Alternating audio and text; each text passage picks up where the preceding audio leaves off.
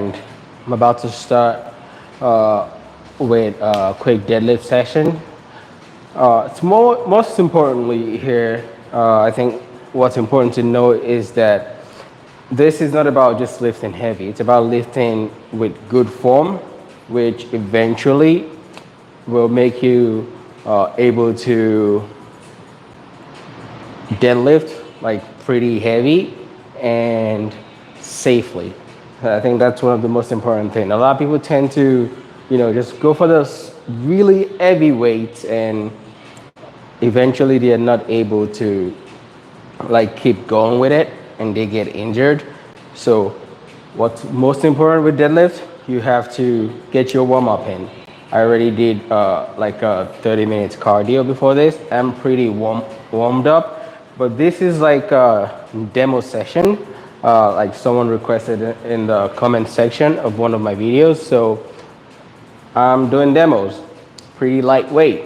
I'm gonna start with kettlebells. I'm gonna show you how I do deadlift with kettlebells before even going to the barbell. A suitcase deadlift is pretty straightforward. I have two 35-pound kettlebells over here.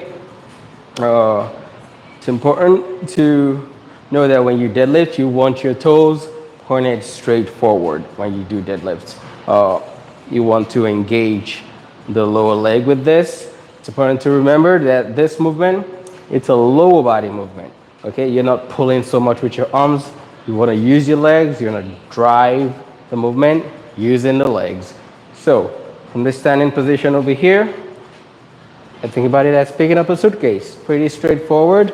There's that hinge over here at the hip. You can see my chest up. I'm going to drive with my legs to come up and back down. And it's that straightforward. The tension is there with the lower leg.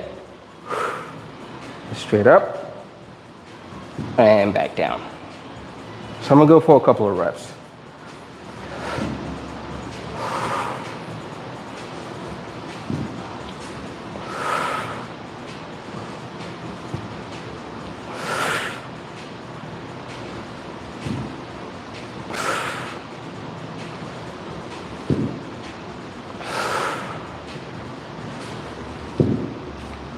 All right, so that's a suitcase deadlift with the kettlebell. Like I said, pretty straightforward. It's important to breathe through the motion each time you're doing that movement so you don't get lightheaded. A lot of people tend to hold their breath. That's how you get lightheaded and you see them pass out, because the body needs like that oxygen going to the head, going to the brain. So they pass out, blood flow goes back to the brain, and then they wake up back. Usually they wake up back. So it gets pretty embarrassing when that happens, but it happens. So that's why you have to remember to breathe when you do the motion. And I gotta tell you, a lot of people have different type of methods. Some people say to hold your breath at the bottom, like you're underwater. I don't understand that part. But this works for me, and I think whatever works for you is what you should stick to. So if you're doing a movement, you're seeing results, it's working for you, yes, you can decide to try out other methods, but if something works, it works, and that's just it. So you're seeing the movement for the kettlebell. I'll show you the barbell. I have cues that I use. When I first started doing deadlifts, it helps me remember what I'm doing, and I just remember that in my head these days. I don't have to like talk about it or anything, but I'm gonna spit it out. It's basically, I have my barbell. I'm gonna work to the middle of the barbell. The bar are over the laces of my shoes, and this sets me up for the next movement, which I'm just gonna lower myself like I'm in an elevator. I'm not going to bow. So what I wanna do, push my glutes down. I can see my shin touching the bar already, and I have that same tension as the barbell, as the kettlebell when I just did it. So I have the tension in my legs. I can drive up using my legs here and straight back down to the starting position, and that's it basically. So bar over the laces of your shoes over here, We're going to hinge, arms straight. I don't pull with my arms. I drive with my legs to come up and back down. And I know that you can see me from just that view, so I do want you to see me from the side. It's important so you can see exactly what my hips are doing. Again, it's the same idea, same principle. I'm at the bar over here, bar over the laces of my shoes, pulling my glutes down, arms straight. I feel the tension here. I'm gonna drive with my legs to come up, straight back down, and repeat.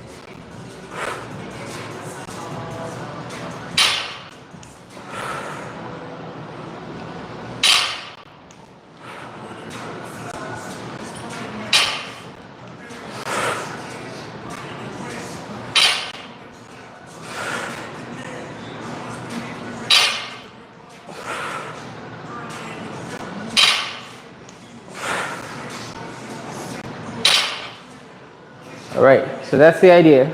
It's important to be able to remember the cues and, more importantly, get to the middle of the barbell. A lot of people get the barbell, they don't pick it up at equal distance. That's when you see that one plate hits the floor before the other one, like this. So it's not centered. There, you can hear the two clicks. And I'm not exaggerating it. That's exactly how it goes if you don't pick it up from the middle. So you gotta make sure you are centered. It's like one of the most important things when you go lift the weight. You are in the middle. You can use the knurling, so roughness. You see that most of the barbells have this roughness and the smooth. I usually use that as a benchmark for where my arms, where my hands should be, and it helps with picking up the bar. Same thing goes for when I'm doing a bench press as well. Helps me with the spacing, so I get them correctly. Equal distance, something that's very important when it comes to doing deadlifts. So I hope this has been helpful. I'm gonna get my deadlift session in. Like I said, it's not just about how heavy. It's not like I can't do 315, 405, 495 like that. But starting with a lightweight, getting your movements right, getting your form right, it goes a long way. It's very important for longevity. So that's what you should think about when you want to start deadlifting. It's about doing it long term, safely. Kettlebells are a great way to manipulate doing deadlifts. You can do suitcase deadlifts, sumo deadlifts, unilateral deadlifts. Unilateral deadlifts, I'm going to show you this before I call it a day. They are great. Helps with imbalances, helps each side do its job. That's why I like kettlebells in general. So just like the suitcase deadlifts I did at the start, this, so unilateral deadlifts, unilateral suitcase deadlifts. I think it is a brilliant way to use the kettlebell. Helps with making sure each side of your body can do the movements efficiently, and one side is not depending on the other. That's why kettlebells or unilateral movements are great. So here again, you can see coming up with the legs, that drive.